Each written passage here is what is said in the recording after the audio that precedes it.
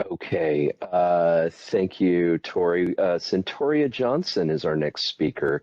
She is a clinical associate professor in the Department of Criminal Justice in the Andrew Young School of Policy Studies here at GSU.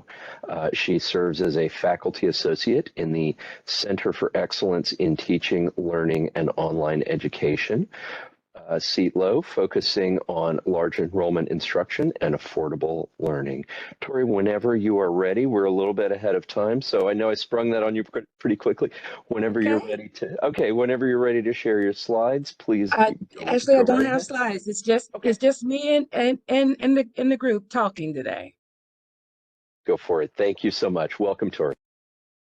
Thank you. Thank you so much. And thank you to everyone who's been a part of putting this conference together. I think it's a brilliant idea to bring everyone together to talk about this all important topic of open access. And thank you to the dean who just gave that fascinating talk on copyright. All of that is very important information, especially for those who are looking to publish their works in this space. A lot of things to consider.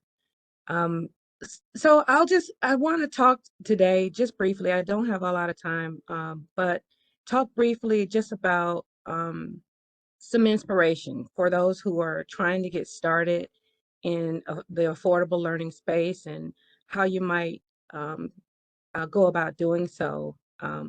First, I will say we at GSU and many of all of you, I would imagine, just wholeheartedly believe that everyone can achieve academic success and that students of all backgrounds can learn. That's actually in our strategic plan. We believe that. And I think it's um, all of our responsibility um, in higher education to make good on that promise of affordable education.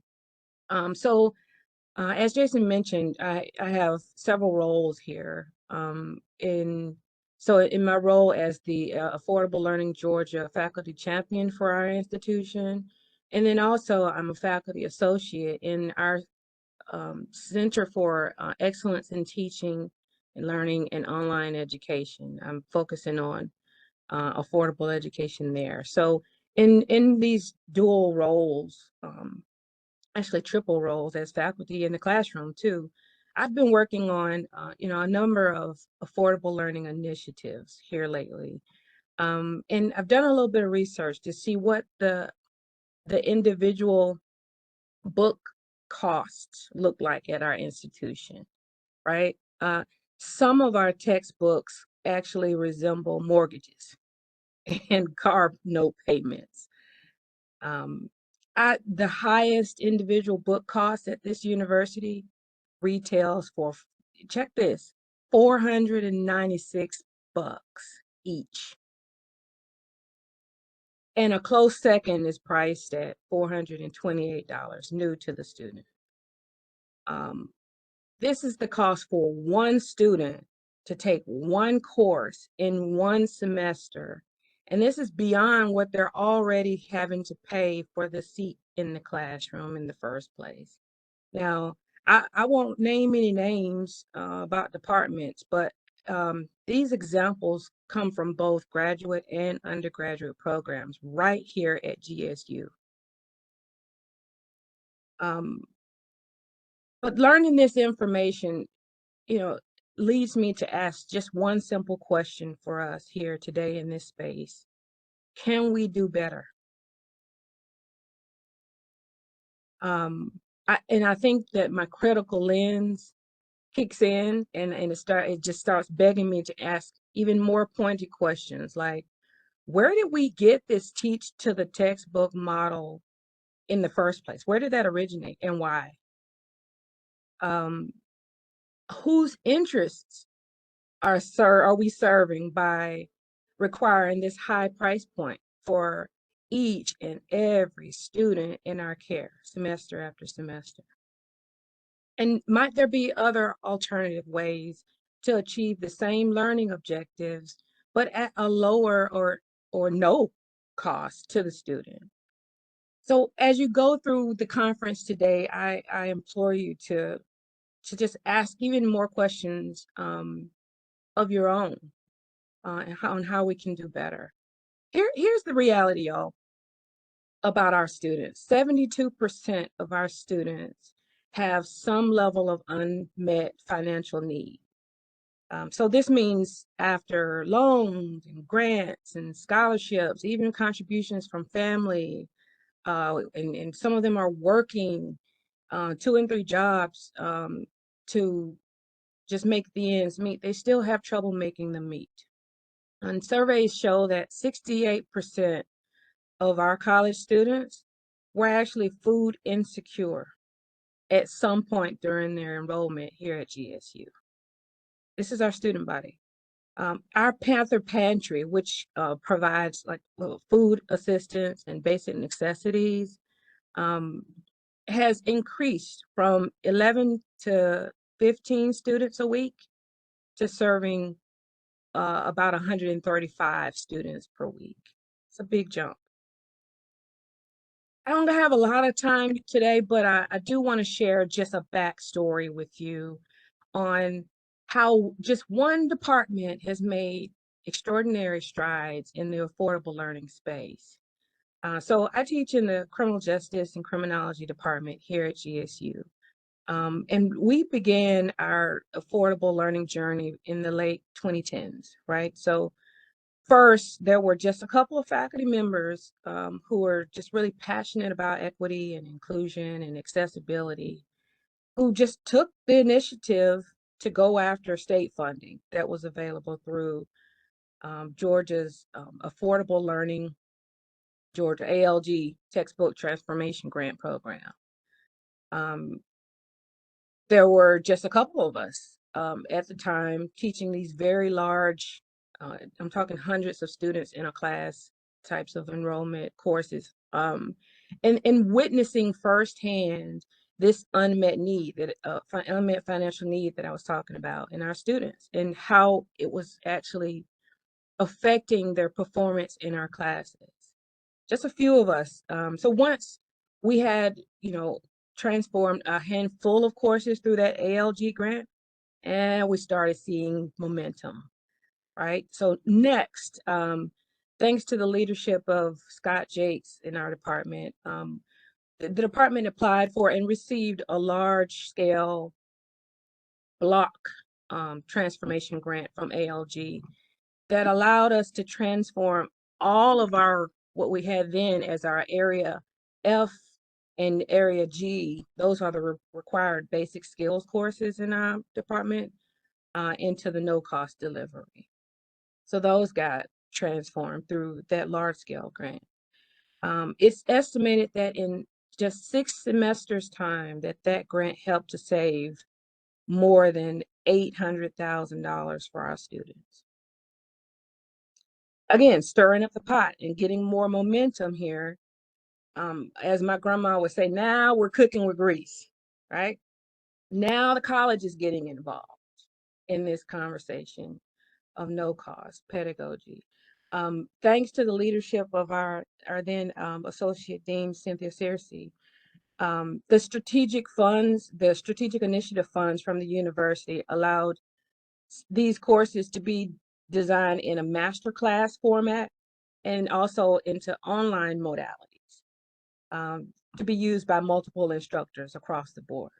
So these same packaged courses were being handed over to others, including PTIs who joined us, part-time instructors who joined us to help us teach some of those courses.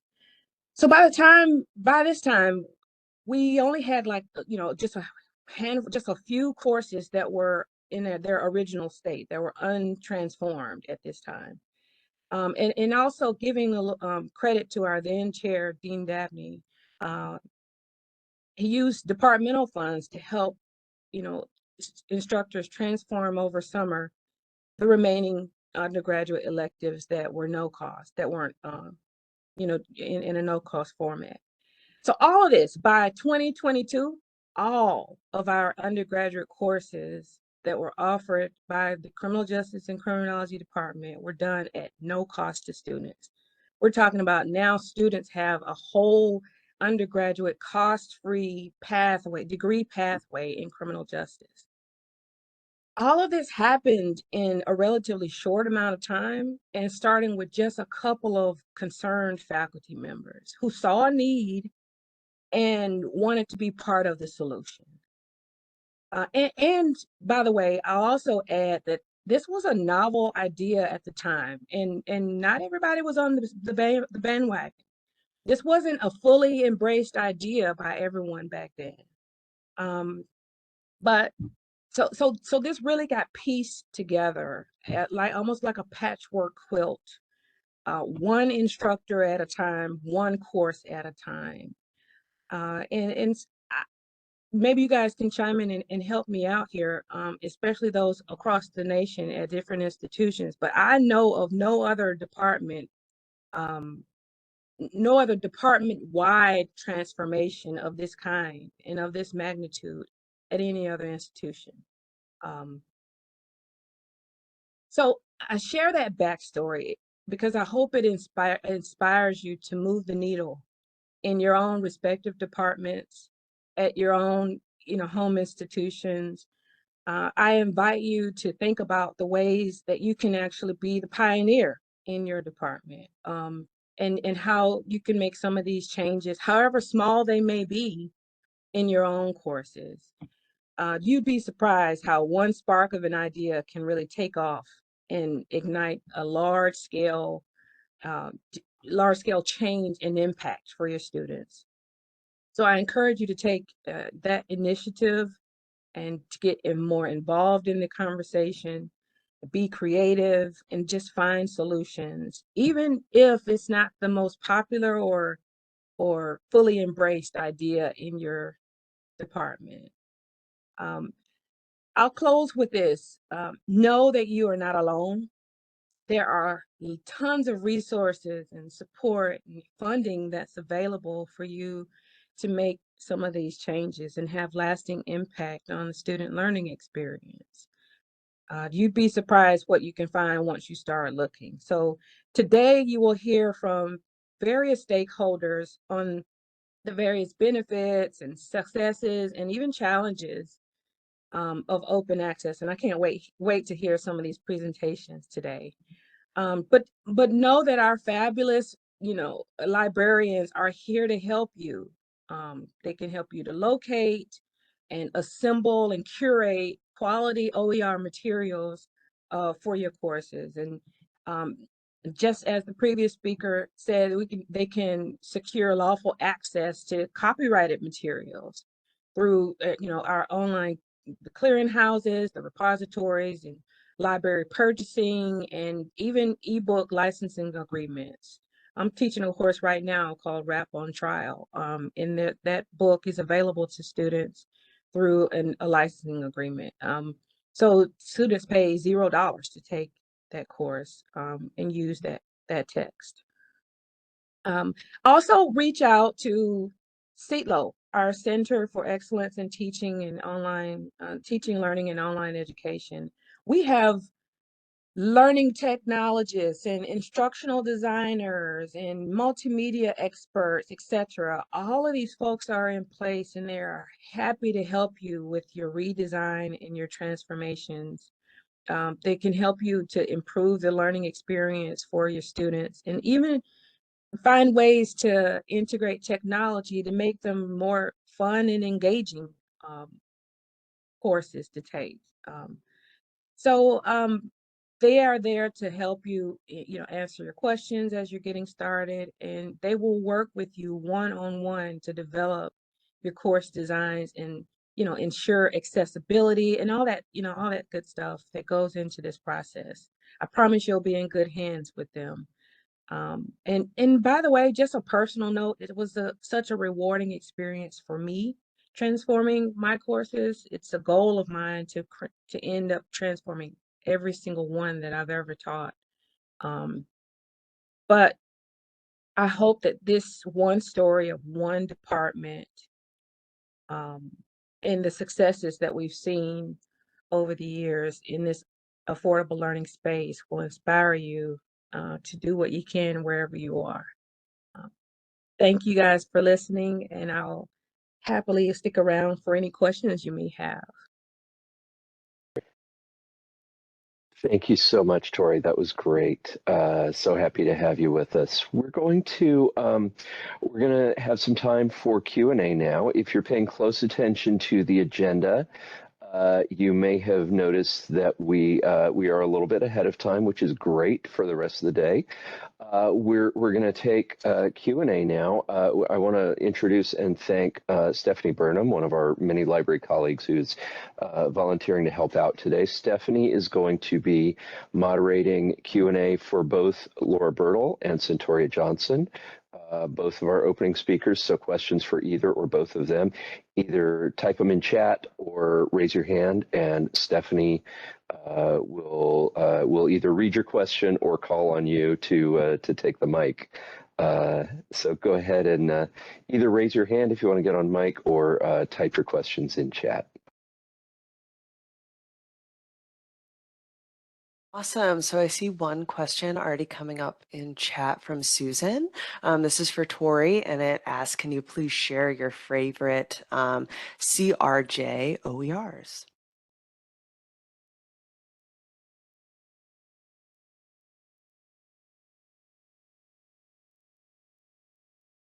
You mean my favorite course that was transformed? Is that the question? Can you share your favorite? Oh, the favorite material.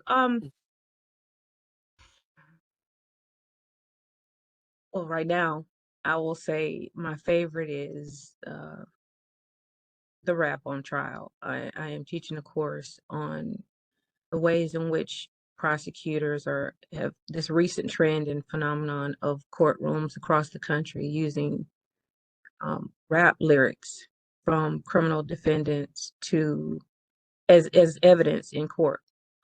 That's a fascinating course right now, and finding materials here and there as I'm teaching that course, actually, beyond just the book, the text that I'm using. That has been most interesting most recently. Yeah, that would be my favorite so far. Awesome. Some more questions here for both Tori and Laura. What support is GSU offering faculty authors who want to publish OER and OA? We got a lot of questions about those, so about grants and whatnot.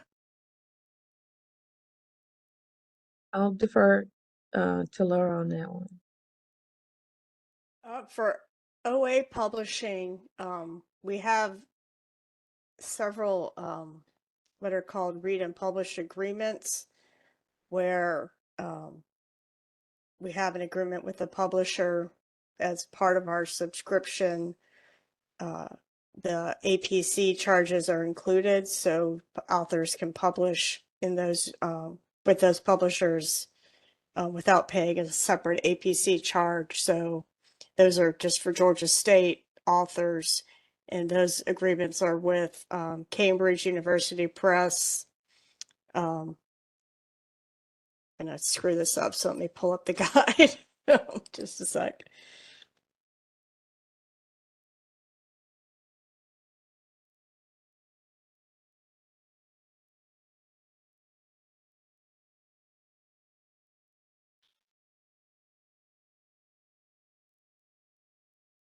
Cambridge University Press, American Chemical Society, Association for Computing Machinery, ACM, and the Royal Society of Chemistry. So it's not very many. Those are the ones that we can only get into those when it doesn't cost us any more than what we're already paying for our subscription to read for access to the journal package. So that's the support we have for OA publishing at this point. We don't have any additional funds to cover open access publication charges, unfortunately, at Georgia State. I know some institutions do have OA funds where they can help pay for publication charges, but we don't have that at GSU. We just don't have the budget for it. Help for OER, I'm going to let Charlene or Jason or Denise answer that. Hi, I can answer this question. So for open educational resources right now, the main grant provider is through Affordable Learning Georgia. They have 3 options, I believe, for their grants. We've got a grant that can help to transform a course to open education. We have a grant that can help to produce an open educational resource. And then we have a research grant to research the impact of an open educational resource. So there's Affordable Learning Georgia. There are other grants available, like Hewlett Ed offers grants as well. And yeah,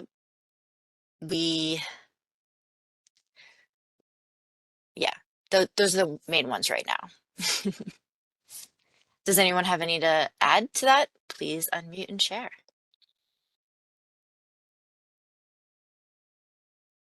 I just put in the chat the link to Affordable Learning Georgia, where you can get descriptions of those grants.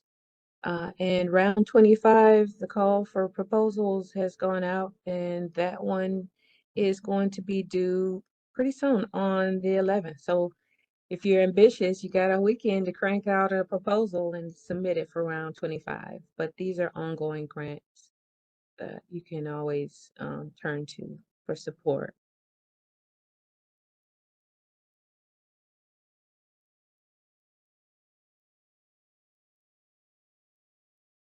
All right, and I think I have another question here in the chat from Sabine, and it says, for Tori, did any of the faculty create the OER they needed?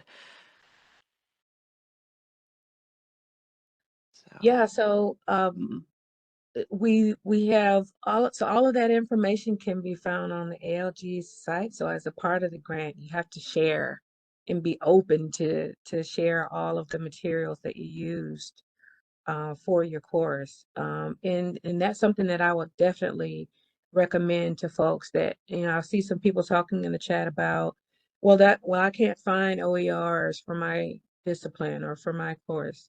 If they aren't available, maybe think about how you can go about creating it, and add to what's already out there, or remix materials, or curate ones that are, maybe you find something here, something there, and you're curating them in a way that makes sense for your course.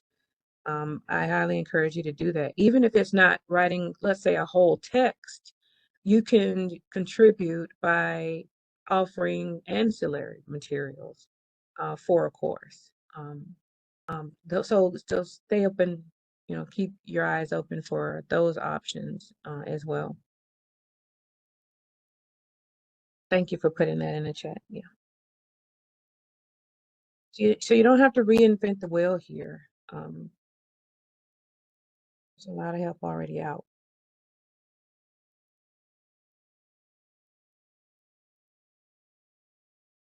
Awesome. So in the chat, we have a bunch of people sharing links, so please check that out. But if you have any other questions, please feel free to ask.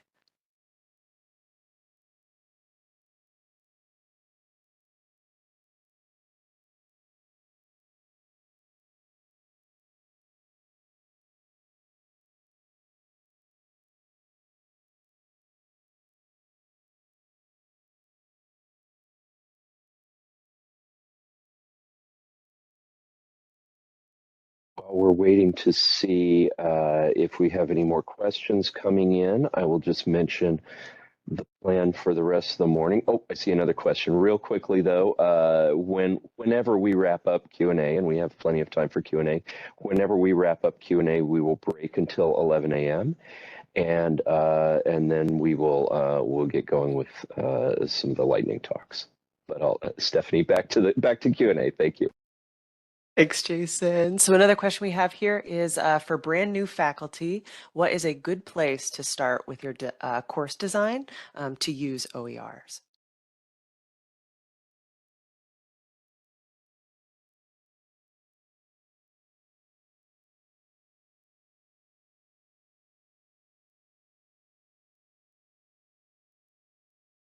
I'm assuming that one is for me. Here's what I would suggest. Start with your subject matter librarian, and shout out to Laloria Kanata, who's the subject matter librarian for Andrew Young School on Policy Studies. If it's out there, they can find it. And we also have, maybe Charlene, you can speak to this too, but there are also LibGuides or research guides that have already been produced on OER, how to get started, where to look, what can you do to find materials and organize them and curate them. You can find that on our library's website, library.gsu.edu, with step-by-step, instructions on where to find good stuff, good quality materials. Not only the ones that are OER, but also the ones that we have purchased licensing for at our institution. So you might start there.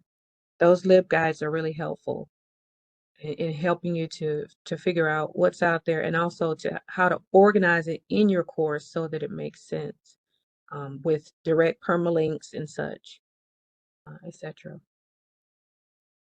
Yes, Cyntoria, thanks. I would definitely say start by reaching out to both CETLOE and the library. Your subject librarian can either help you directly with it or put you in contact with one of the specialists working with OER. There's a lot of, there's many definitions, there's many ways that you can work with OER. So starting small, just reach out. We will ask you the questions to get you started where you need to. And just open it bit by bit. I start by transforming my course materials throughout the semester to be open so that the next semester it can be actually open. Yeah, and our research guide, I just put a link in the chat to the Open Education Research Guide from Georgia State that's created by Denise George, our education librarian, and it has many resources.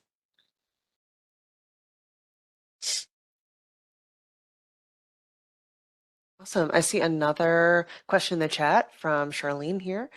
This is for Cyntoria. What would you say is the most useful piece of technology for switching to OER? Technology.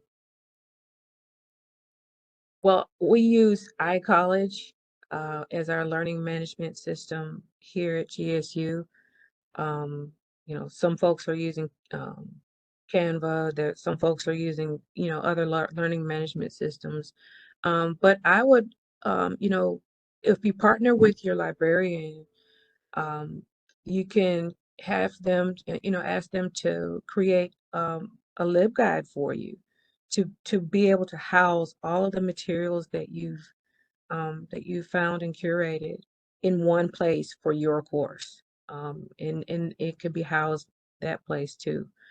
I think whatever works for you, and what technology you're more comfortable with is the one you go with, and the one that's free to students and free at your home institution. So for us, it's iCollege. It's where I build out modules to house, the links to access all the materials. Be mindful also that sometimes you may need students to be logged into their GSU or whatever your institution is, to be logged in order to access and have the credentials to get into some of these links. But I would say iCollege is our end all be all here.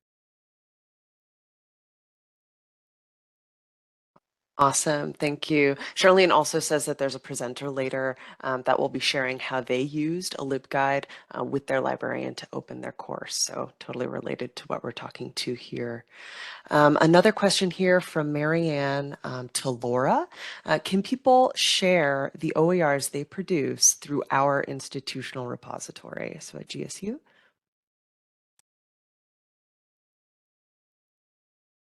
I responded in the chat, which people can, but nobody has at this point. But I was pointing out that Affordable Learning Georgia has a repository that I believe their recipients use to share their OERs. And if I'm wrong, somebody can correct me.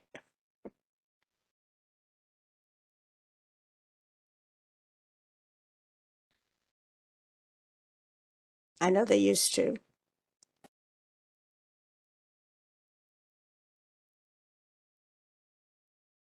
Yes, they do. I am going to grab a slide to share that has some links to help with this. Amazing. Thank you, Charlene. No problem.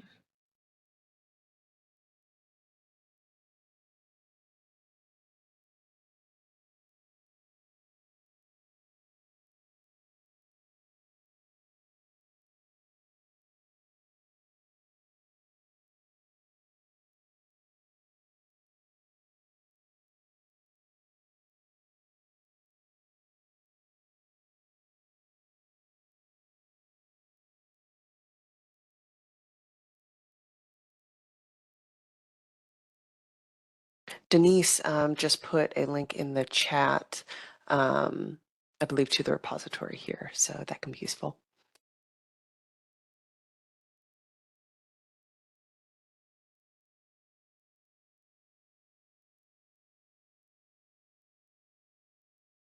Any other questions while Charlene pulls the slide together?